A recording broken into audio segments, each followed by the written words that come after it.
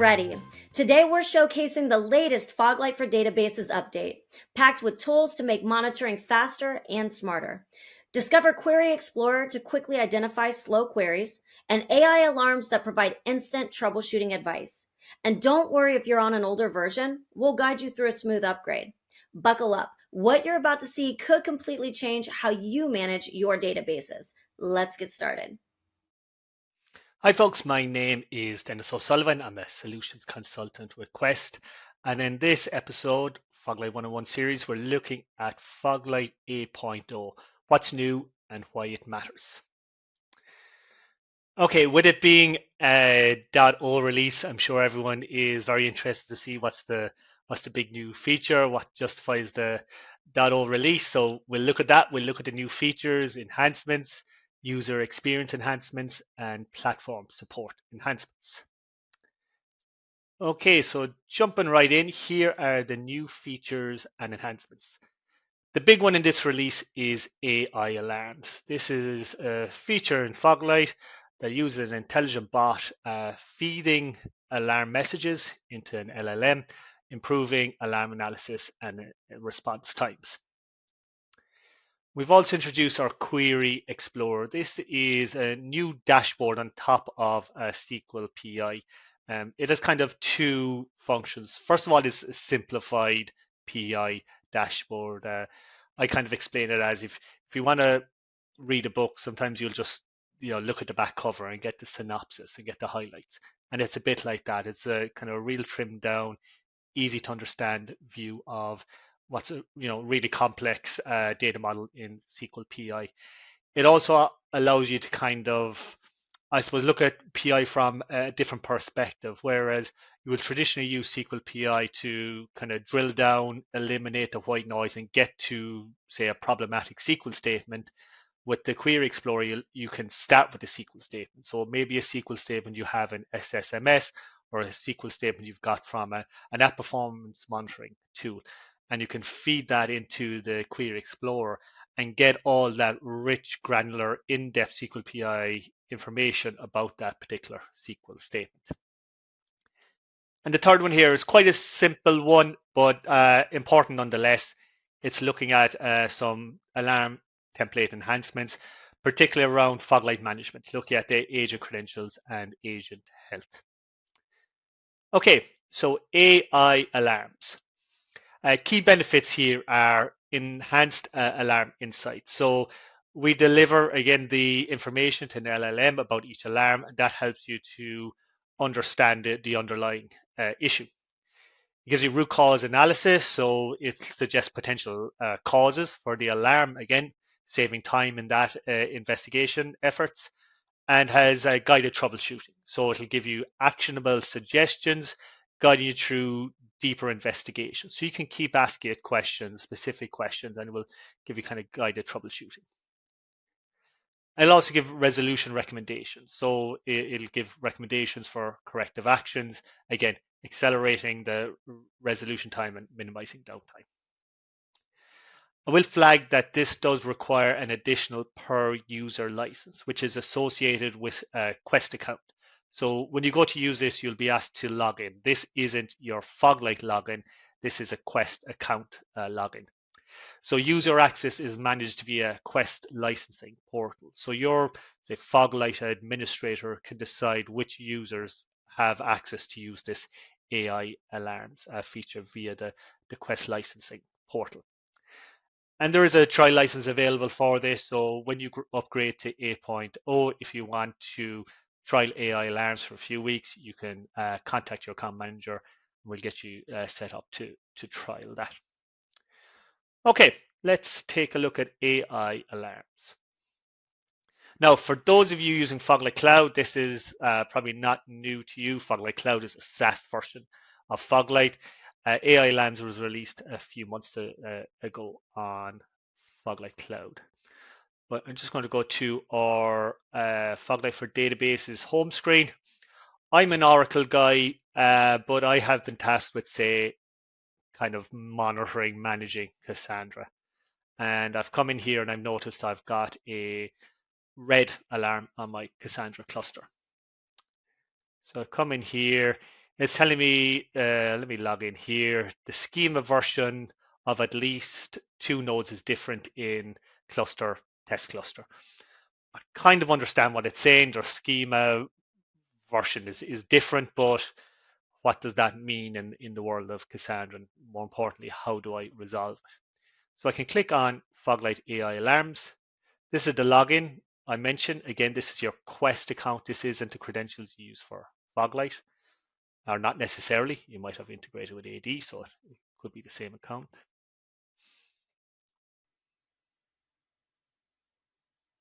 So it's just talking to our licensing portal to see if I have permissions to use AI alarms. And thankfully I do. So this is the message and the header. Gives us a summary. I'm not going to go through all this text, just explain it. This is the summary. A list of possible causes. So inconsistent schema updates, node isolation, failed updates. Troubleshooting it. So, access your dashboard, review the schema versions, check for errors and warnings. Possible solutions, force a schema refresh, restart node, or check deployment scripts. Okay, so I would say, force a schema refresh sounds good. So, how do I do that? So I'm going to say back to AI, how do I force schema refresh? So now it's telling you how to do that. So force schema refresh, you log into command line and you use your node tool. Okay, this all looks good. It's stepped me through this, giving me considerations. But again, what permissions do I need to run this? So again, it'll give me specific permissions that we've required to run this say node tool command. So again, it's giving you high level breakdown of the alarm. You can ask a question to get more specific answers, and again, it'll guide you through the full process. You can see here, you can mark this as a good response or a bad response as well. So again, the tool will keep learning, and this is feedback to Quest to help us improve this particular feature. So anywhere you see alarms within Foglight, you should see your Foglight AI alarms button as well. So if I go back to one too far back there, but say if I go into SQL Server here, pick my instance, and for example, I have a list of alarms here on the right hand side. Again, if I click on these, you'll see your AI alarms button here. If I have, say, one here, again, once you click on the message, once you get this pop-up screen, you see the AI alarms feature is available there. Okay, so like I said, this is available to trial once you've upgraded to 8.0. Highly recommend it. Contact your account manager, get set up with a trial, and you can see how it works for you. Okay, so the next feature, new feature in 8.0 is our Query Explorer. So again, key features here, search and filter SQL queries, view detailed query information, identify high-cost queries, troubleshoot performance issues, monitor real-time and historical queries, filter by user application and machine. Again, these probably all sound like SQL PI, features SQL PI, and that's because they are. Again, it is a new dashboard for SQL PI. As of this release, 8.0, it's available on SQL Server and Postgres. More platforms to follow in later releases. As I mentioned multiple times already, this is a SQL PI dashboard, requires SQL PI license. And there's also a Chrome extension available, which I actually find really useful, especially if you're working in something like an application performance monitoring tool. You identify SQL there. You don't have to leave that tool. You can just pull up the extension, Foglight extension, put that in, and it will run the investigation for you. So that's quite cool. Okay, so let's take a look. So I'll go back to my home screen here, you'll see on the home screen there is this new Query Explorer option. So again, try that out. And this is the Query Explorer home screen. First thing you need to do is specify your domain. So as I mentioned, SQL Server and Postgres are the two that are supported in this release, and then specify an instance. So I'm going to pick my enterprise data warehouse. There are, again, two sides, as I mentioned. You can search by query or kind of have this PI view where you a top-down approach. So I'm going to search for by top.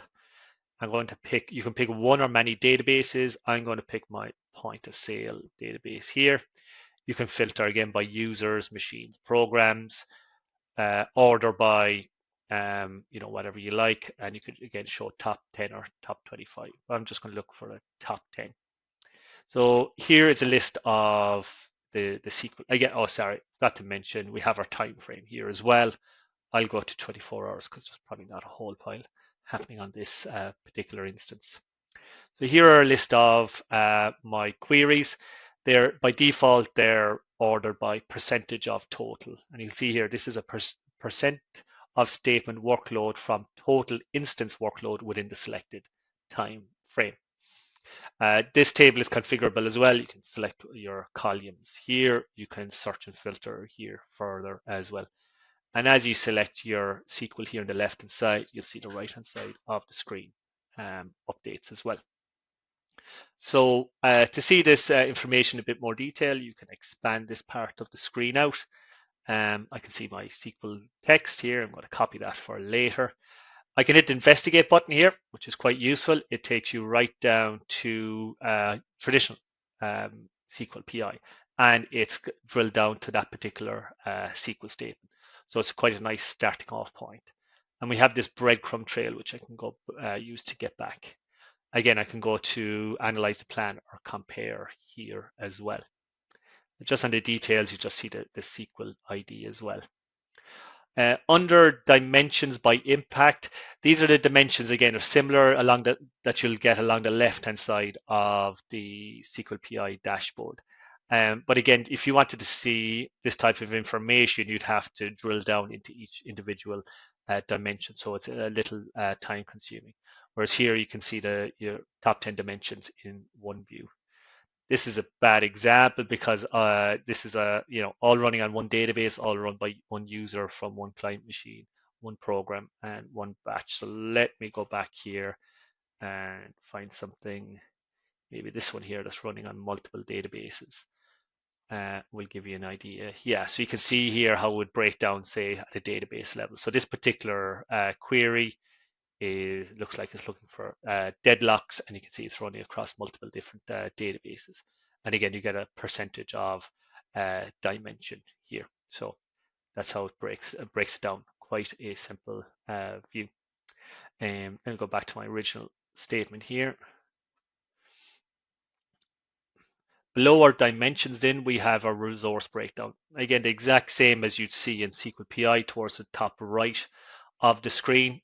This is your weight event categories. You'd have to go into SQL PI to get the individual weight events, but these are the categories. And again, it's graphing it over the selected time period. And we have some smaller graphs here. Look at average response time, elapsed time. You can change these as well if there's any particular metrics you'd like to see. And you can also graph metrics. So if I wanted to see, for example, maybe active time versus elapsed time. Do that again. Wait time versus elapsed time. So you can graph multiple of these metrics together as well. So you just hold down the control button and it'll graph them together. So it allows you to compare and contrast different metrics. I don't have any blocking on this one. So again, I'll go back and grab one here. This is a lot of locking, so it should have some blocking. And if I scroll down, indeed it does. Yep. So this is a kind of a new blocking view that we have. So again, it just shows you the blocking and blocked session and who it's been blocked by. So get that high level information. And again, if you need anything more in depth, you just hit the investigate button and it'll take you down to the traditional SQL PI. So again, it's just that highlights, high level view that you get with this dashboard. The second side of things, which I think is really cool, is what if you already have a query that you want to investigate? Again, SQL PI doesn't really offer you that option. It allows you to drill down and it'll tell you the problematic query. But what if I just want to see all the SQL PI data for a particular query? So I copied the SQL earlier and I'm just going to paste it in here and click search. It's brought back this particular SQL. What's nice as well is you don't have to have the full text. You can have you can do a search by a subset of SQL statements. So as long as you have 15 characters, you should be able to search as well. So you might get multiple results from this. And again, the same thing, you find your SQL statement, you can drill down and look at the information or click investigate from here to take you down to SQL PI directly. So it's quite useful, again, if you already have a SQL statement. Which brings in our Chrome extension here, which is our Foglight Query Explorer. So let me get the full state. I have the full statement here. So if we highlight this and right click, you can see now when you right click, you have this option. Once it identifies it as a SQL statement, send it to the Foglight Query Explorer extension.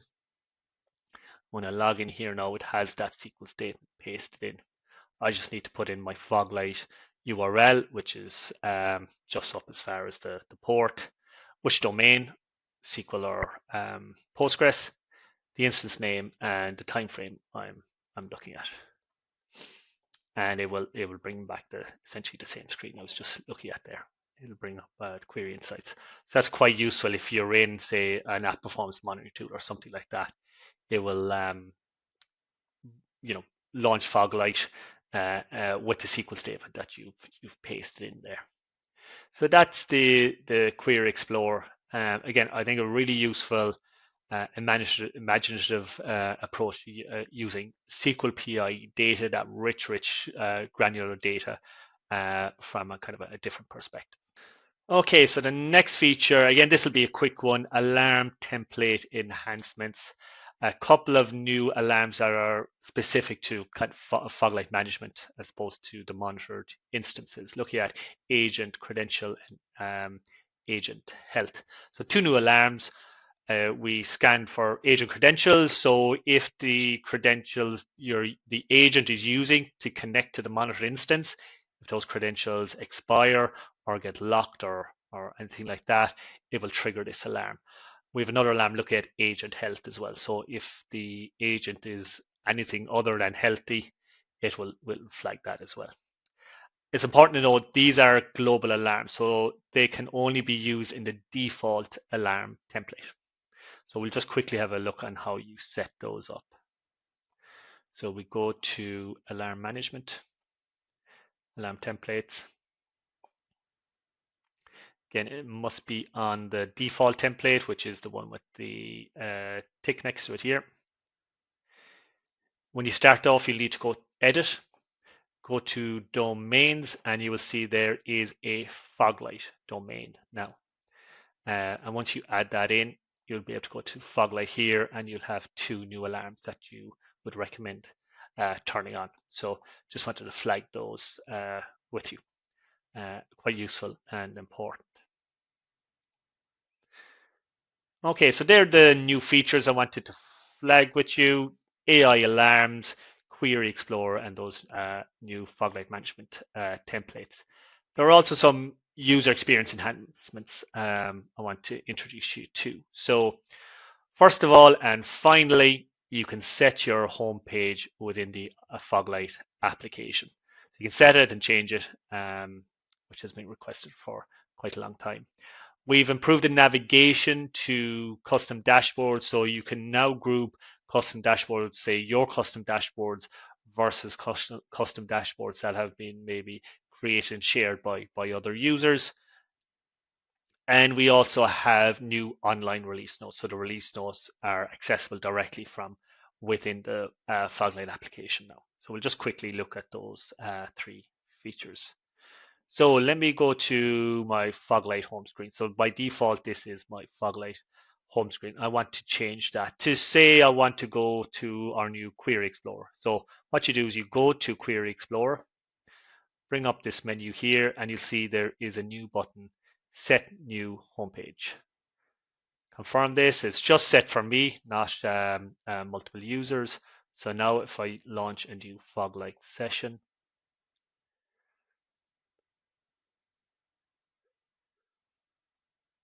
you can see it's defaulted straight to the Query Explorer.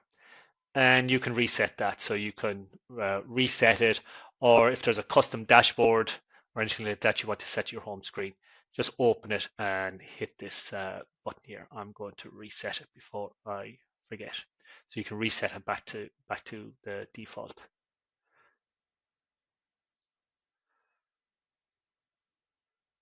So that is the home screen option. The next one was the custom dashboards. So if I scroll down the end here, I am logged in as pre-sales admin. So I can see there that is my user. So now I will see all my custom dashboards listed under my name. And if anyone shared custom dashboards with me, you will see there is a section here, other users dashboards. And again, they'll be grouped by those users. So you can see the individual dashboards that those users shared with a small change. And the final one is accessing the release notes. So if you just click this menu option here, you can now access the release notes directly from here as well, which is quite useful. So they're just three examples of UX improvements in the new version of Foglight. Okay, so there's also some platform support enhancements. So first of all, additional support for MySQL variants. So with open source platforms like MySQL and Postgres in particular, you get a lot of variants, and we do our kind of best to support all these variants and offer feature parity across them. But it's not always possible because different variants expose different levels of information. We try to, find workarounds to get feature parity as much as possible, but it's not always possible. But a couple of enhancements here. So for example, we've added PI support for MySQL and Azure Flexible Server, and also enhanced our MySQL on AWS Aurora offering. For the Oracle folk, we now support monitoring PDB only databases. This is in particular for AWS RDS, where you can't connect to the CDB. But it is important to note that each PDB will be treated as a separate instance within Foglight and will require its own per instance license. So you can use this on premise if you like, but kind of be warned that you will need to license each PDB individually. So from a licensing point of view, it doesn't make much sense to do it outside of AWS RDS. And for our SQL Server folk, we have added support for SSAS 2019 and 22. We've also added the option of collecting deadlock information via extended events if you're using AWS RDS.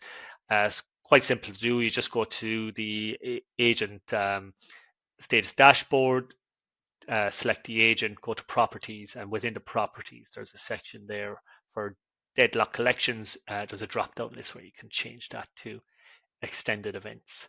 And we've improved the blocking list display. I actually showed you that earlier in the PI view, the Query Explorer view. So again, everything I covered today and a lot more is covered in the release notes. I couldn't go through everything, obviously. Just picked out what I thought were the most important and interesting points. But you can access the release notes. This is what they look like. It'll cover what's new. It'll recover all the resolved issues in this particular release, including, I believe, 67 resolved issues that came directly from customers. There are still some known issues, and they'll be documented here. some upgrade and compatibility considerations. For example, if you're upgrading from quite an old version of Foglight, you may have to upgrade to version 7 first. And we also have individual release notes for the different database cartridges. So if you want to access those release notes prior to installing version 8.0, these are the on-prem release notes here, and this is the QR code you can use. And if you're using Foglight Cloud, you're already on .8 anyway, but you can access it here. And this is the QR code for the release notes for Foglight Cloud. Okay, so that's it from me. Our next Foglight Skills 101 episode is episode 5, part 3, which deals with building custom dashboards for your extended topology. That's on 17th of September with my colleague Clay Jackson. If you miss part 1 and part 2 of this, you can watch those on demand from this link here or wherever you signed up for this particular webinar. So without further ado, we'll move on to the live Q&A section.